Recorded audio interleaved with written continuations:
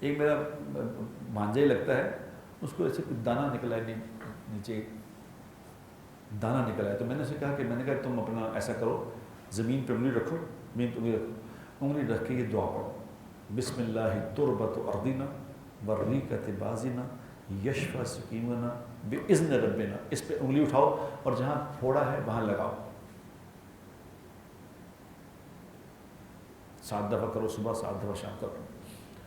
تو کچھ دن بعد آیا، انہوں نے کہا کیا تو ایک ایسی مگر ٹھیک نہیں ہے۔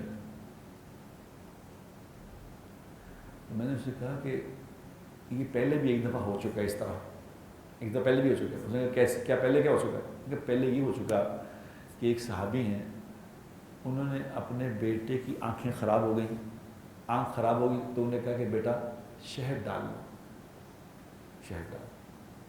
انہوں نے کہا جی یہ کس نے کہا؟ انہوں نے کہا اللہ کے نبی نے فرمایا تھا کہ شہد ڈال لیا کرو، شہد سے آنکھیں ٹھیک ہو جائیں۔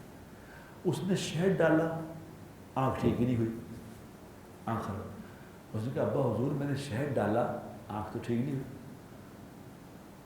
وہ حیران تھے، انہوں نے کہا تم نے کیا سوچ کے ڈالا تھا شہد؟ انہوں نے کہا جی میں نے سوچ کے ڈالا تھا کہ دیکھتا ہوں بھلا ٹھیک ہوتی ہے کہ نہیں۔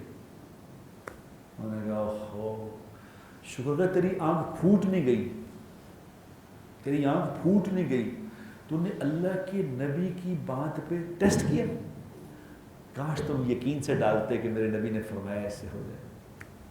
میں نے کہا یہ دعا جو میں نے بتائی ہے، یہ پھوڑے پھنسی پہ یہ دعا پڑھو، پھوڑا پھنسی ٹھیک نہ ہو، خدائے پاک کی قسم یہ نہیں ہو سکتا، یہ نہیں ہو سکتا۔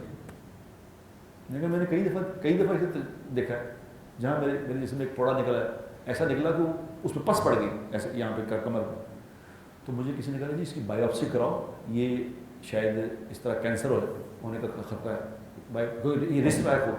میں نے وہ دعا شروع کی، 5 دن کے بعد وہ پھوڑا کہیں گئے۔